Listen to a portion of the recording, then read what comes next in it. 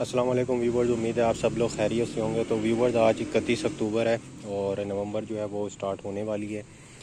तो सब्ज़ियां जो हैं व्यूवर्स, आप देख सकते हैं कि उनकी क्या परफॉर्मेंस है। ये व्यूवर्स पालक लगा हुआ है, ये आप देख सकते हैं। तो पालक जो है व्यूवर्स, जब भी आप लगाते हैं तो इसके जो इर्द गिर्द है, इसकी जो हल्की हल्की सी गुड़ाई है वो भी बहुत ज़रूरी होती है। क्योंकि यहाँ पे व्यूवर्स आप देख सकते हैं कि ये जो पालक है, इसके इर्द गिर्द छोटी छोटी सी घास निकल आई थी।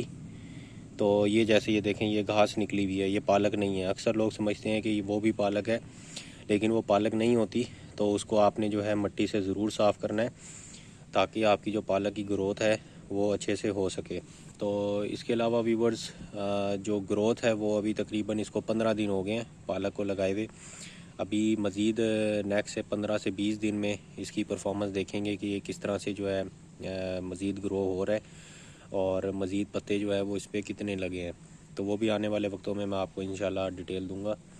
इसके अलावा व्यूवर्स, यहाँ पे आप देख सकते हैं कि कुछ दिन पहले मैंने धनिया लगाया था व्यूवर्स, और धनिया जो है वो ग्रो बैग में तो अच्छे से निकला है। आप देख सकते हैं, मैं आपको जूम करके दिखा देता हूँ। ये व्यूवर्स आप देख सकते हैं कि धनिया जो है, यहाँ पे ये देखें, ये धनिया के सीड्स हैं। और यहाँ पे भी व्यूवर्स आप देखें, धनिया के सीड जो हैं वो निकल गए हैं और काफ़ी अच्छे से ग्रो हो रहे हैं। जबकि व्यूवर्स, कंटेनर में धनिया मैंने लगाया था बिल्कुल उसी दिन जिस दिन मैंने ग्रो बैग में लगाया था। तो कंटेनर में तो व्यूवर्स आप देख लें, कंटेनर में धनिया एक भी नहीं लगा, एक भी सीड जो है वो जर्मिनेट नहीं हुआ। तो अभी मैं मज़ीद कुछ दिन वेट करूँगा, क्योंकि ऑलमोस्ट 7 डेज़ हो गए हैं व्यूवर्स, और 7 डेज़ में से अभी तक एक भी सीड जो है वो जर्मिनेट नहीं हुआ। अब इसकी क्या वजह हो सकती है? मिट्टी जो है वो, उसमें कोई ख़राबी है, या फिर धूप जो है वो सही तरह से नहीं पड़ी। हालांकि धूप जो है वो बिल्कुल डायरेक्ट, आप देखें तो आसमान जो है वो बिल्कुल डायरेक्ट इसके ऊपर पड़ता है, और मुझे नहीं लगता कि धूप का कोई इशू हो सकता है। लेकिन 2 से 3 दिन में पता लगेगा कि इस पर क्या इशू है।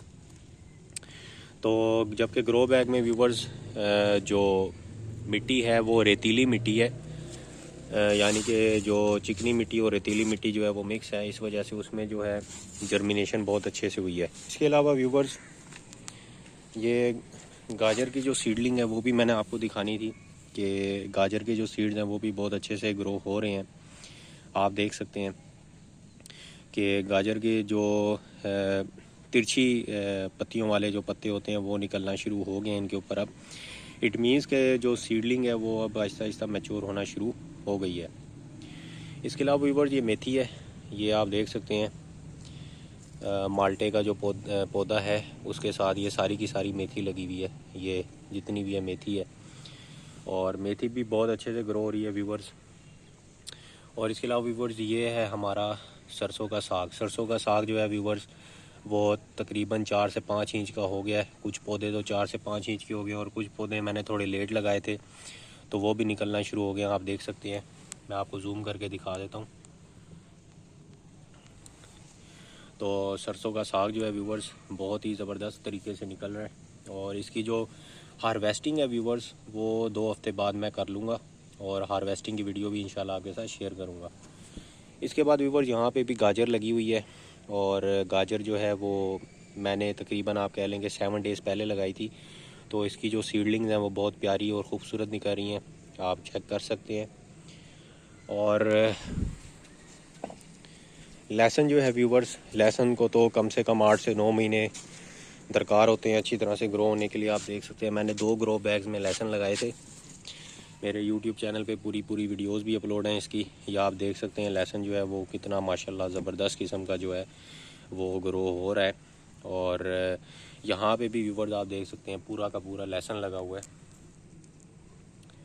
तो ये भी माशाल्लाह बहुत अच्छे से जर्मिनेट हो रहा है। तो लहसुन व्यूवर्स, इसको 8 से 9 महीने चाहिए होते हैं, कभी कभी तो 10 महीने भी लग जाते हैं अच्छे से ग्रो होने के लिए। इसका जो बल्ब है मिट्टी के अंदर जो तैयार होता है, तो 10 महीने भी लग जाते हैं।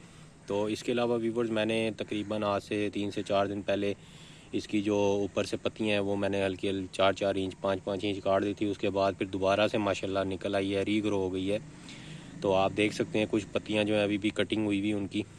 तो ये भी बहुत ज़्यादा इंपॉर्टेंट स्टेप होता है व्यूवर्स, जब आपके लहसुन के और प्याज के जो स्टेम्स हैं वो जब बहुत ज़्यादा ऊपर हो जाती है तो उनको आप कोशिश करें कि काट दें, ताकि बल्ब जो है उसको ज़्यादा से ज़्यादा एनर्जी मिल सके ग्रो होने में। तो व्यूवर्स, ट्रांसप्लांट जो है, अक्सर लोग पूछते हैं कि कौन सी सब्ज़ियां जो हैं वो हमें ट्रांसप्लांट कर देनी चाहिए और कौन सी सब्ज़ियां जो उनको ट्रांसप्लांटेशन की ज़रूरत नहीं होती। तो व्यूवर्स, इसमें बिल्कुल सिंपल सा मेथड है कि वो सब्ज़ियां जिनकी स्टेम्स बारीक होती हैं, जो यानी कि हर्ब्स जिनको हम बोलते हैं, ठीक है, जिसमें ये आपकी आ जाती है, हरा धनिया आ जाता है आपका, इसके अलावा सरसों का साग आ जाता है, मेथी आ जाती है, पालक आ जाती है, पुदीना आ जाता है। तो इन सब्ज़ियों को व्यूवर्स ट्रांसप्लांट करने की ज़रूरत नहीं होती। ये सब्ज़ियां जो हैं आप यानी कि एज़ इट इज़ इनके बीज आप डालते हैं मिट्टी में और इनके जो बीज हैं वो जर्मिनेट होना शुरू हो जाते हैं और अपनी यानी कि हार्वेस्टिंग के प्रोसीजर तक वो सही तरह से तैयार हो जाते हैं, उनको ट्रांसप्लांट करने की ज़रूरत नहीं होती। जबकि व्यूवर्स, लहसुन जो है उसको भी ट्रांसप्लांट करने की ज़रूरत नहीं होती, क्योंकि उसका बल्ब जो है वो छोटा सा ही होता है और उसको इतनी ज़्यादा स्पेस भी दरकार नहीं होती। तो अगर आप लहसुन को अच्छे से जो है वो लगा दें, यानी कि 1.5 इंच या 2 इंच के फासले पे लगा दें, तो उसको भी ट्रांसप्लांट करने की ज़रूरत नहीं है। अगर स्पेस बहुत ज़्यादा कम है तो फिर आप ट्रांसप्लांट कर दें, क्योंकि वरना जो बल्ब है वो बहुत ज़्यादा छोटा तैयार होगा। तो लहसुन भी व्यूवर्स मैं तो ट्रांसप्लांट नहीं करता, मैं तो थोड़ा सा यानी आप कह लें कि सीड लगाता हूँ 1.5 से 2 इंच के फासले पे और मेरा जो बल्ब है वो तैयार हो जाता है। तो प्याज जो है व्यूवर्स, उसकी ट्रांसप्लांटेशन जो है वो ज़रूरी होती है। और इसके अलावा जो गाजर और मूली है और हरी मिर्च है और इसके अलावा उनकी ट्रांसप्लांटेशन जो है वो ज़रूरी होती है, क्योंकि उनको जगह चाहिए होती है। अगर आप ट्रांसप्लांट नहीं करेंगे तो वो अच्छे से ग्रो नहीं होंगे। तो अब जैसे देख सकते हैं व्यूवर्स, ये गाजर है और इसमें एक चीज़ ट्रांसप्लांटेशन में व्यूवर्स एक और चीज़ है जो मैं आपको समझाना चाहता हूँ कि जब आपकी जो पौधा है वो 4 इंच का हो जाए या उससे ज़्यादा हो जाए तो व्यूवर्स तब आपको ट्रांसप्लांट करना चाहिए। अदरवाइज़ आपको ट्रांसप्लांटेशन नहीं करनी चाहिए, क्योंकि उसमें ये होता है कि सीड जो है वो मुतासिर हो जाता है और उसकी जो ग्रोथ है वो अच्छे से नहीं होती। तो ये चीज़ भी आपने कुलिया जो है सिंपल सा याद रखना है कि वो जितनी भी सब्ज़ियां हैं, अगर उनकी जो हाइट है वो 4 या 4 इंच से ज़्यादा हो जाए तब आप उनको ट्रांसप्लांट करें। अभी आप देख सकते हैं गाजर है, इसकी जो हाइट है वो तकरीबन 1.5 इंच है। तो मैं अभी इसकी ट्रांसप्लांटेशन नहीं करूँगा, क्योंकि इसकी जो रूट्स हैं वो बहुत ज़्यादा कमज़ोर है। अगर मैं इसको जड़ से निकालूंगा तो हो सकता है ये इसकी जड़ टूट जाए, मुतासिर हो जाए। तो ये चीज़ भी व्यूअर्स आपने बहुत ज़्यादा याद रखनी है इस चीज़ को। और इसके अलावा हरी मिर्च जो है व्यूअर्स, हरी मिर्च में भी जब आपकी हरी मिर्च 4 या 5 इंच की हो जाए तो आप उसको मट्टी से निकाल के दोबारा से उसको ट्रांसप्लांट कर सकते हैं। उससे ये होगा कि हरी मिर्च जो है उसको एक अच्छी जो है वो स्पेस मिलेगी और इसके अलावा उसकी जो रूटिंग है वो जब मट्टी में अच्छे से होगी तो ऊपर जो उसकी फ्रूटिंग है पत्तों के साथ वो भी अच्छे से ग्रो करेगी। तो ट्रांसप्लांटेशन का व्यूवर्स मैं भी अक्सर धोखा खा जाता था। मिसाल के तौर पे पिछले साल मैंने प्याज लगाए थे और उन प्याज़ों को मैंने एज़ इट इज़ ही मट्टी में छोड़ दिया था। तो प्याज जो थे व्यूवर्स, वो जब मैंने 5 महीने बाद निकाले हैं तो प्याज बिल्कुल भी नहीं उगा हुआ था, नीचे से वो गल गई थी उसकी जड़। और जब मैंने वो मट्टी से निकाला तो उसके साथ कोई 15 से 20 जो है वो छोटे छोटे से सीड्स थे। तो उनको आप बोल सकते हैं कि वो चिपके हुए थे आपस में। तो उनको जो मेन चीज़ थी वो ये थी कि उनको अलहदा करना होता है और अलग अलग मिट्टी में लगाना होता है।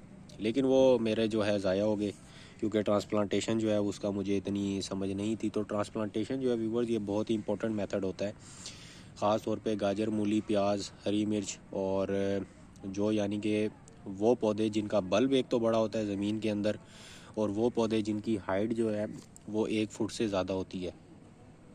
तो उस केस में व्यूवर्स ट्रांसप्लांटेशन बहुत ज़्यादा ज़रूरी है। ठीक है, आपने ट्रांसप्लांटेशन लाजमी करनी है। और इसके अलावा व्यूवर्स लोग अक्सर ये पूछते हैं कि सब्ज़ियां जो हैं वो किस वक्त लगानी चाहिए हमें और मौसम का क्या हिसाब किताब होना चाहिए। तो व्यूवर्स ये चीज़ डिपेंड करती है जहाँ पे आप रह रहे हैं। अगर आप कराची वाली साइड पे रह रहे हैं, सिंध वाली साइड पे रह रहे हैं, तो वहाँ पे जो सर्दियों का इफ़ेक्ट है वो इतना नहीं होता, ख़ास तौर पे कराची और हैदराबाद में जो सर्दियाँ हैं वो धुंध वाली इतनी नहीं पड़ती। तो वहाँ पे आप सर्दियों के जो सीड्स हैं वो आप लेट सर्दियों में भी लगा सकते हैं, दिसंबर में, जनवरी में। लेकिन जहाँ तक बात है व्यूवर्स पंजाब की, तो पंजाब में जो सर्दियों के सीड्स हैं वो ज़्यादातर अक्टूबर में आप लगा लें तो बेहतरीन है। नवंबर की 15 तक जो है मेरी नज़र में फ़ाइनल डेट बनती है, क्योंकि 15 के बाद जो है वो फ्रोस्ट सीज़न शुरू हो जाता है और सीडलिंग जो है उसके मुतासिर होने का ज़्यादा ख़दशा होता है। लेकिन अगर आप पॉली हाउस में या किसी अच्छे तरीके से आप अपनी सीडलिंग कर लेते हैं तैयार, तो फिर उसमें ज़्यादा जो है वो इशू नहीं होता।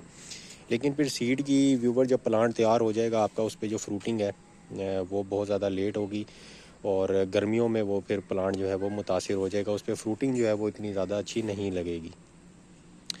तो ये चीज़ व्यूवर्स ये मौसम के ऊपर डिपेंड करती है और कि आप किस रीजन में जो है वो रहते हैं। अब अगर आप मरी वाली साइड में रह रहे हैं तो वहाँ पे तो अक्टूबर के महीने से ही बर्फ़बारी शुरू हो जाती है। तो वहाँ पे तो अगर आप कोई ऐसा सीड है जो जिसके लिए धूप की ज़रूरत होती है, तो वहाँ पे अगर आप ट्राई करेंगे तो डेफ़िनेटली वो इफ़ेक्टिव नहीं होगा। तो वहाँ पे मौसम के और टेम्परेचर के हिसाब से जो है आप सीड्स लगाएं तो वो ज़्यादा बेहतर है। तो ये कुछ व्यूवर्स इन्फॉर्मेशन थी इम्पॉर्टेंट किस्म की जो मैंने आपको देनी थी, और इंशाल्लाह अभी कुछ डेज़ में व्यूवर्स मैं मज़ीद सीड जो है वो लगाऊंगा और आपको भी दिखाऊंगा। दुआओं में याद रखिएगा व्यूवर्स। कोई भी आपका क्वेश्चन हो, क्यूरी हो, वो कमेंट में लाजमी पूछें मेरे से, मैं इंशाल्लाह आपको उसका जवाब दूंगा। अपनी दुआओं में याद रखिएगा। अल्लाह हाफिज़।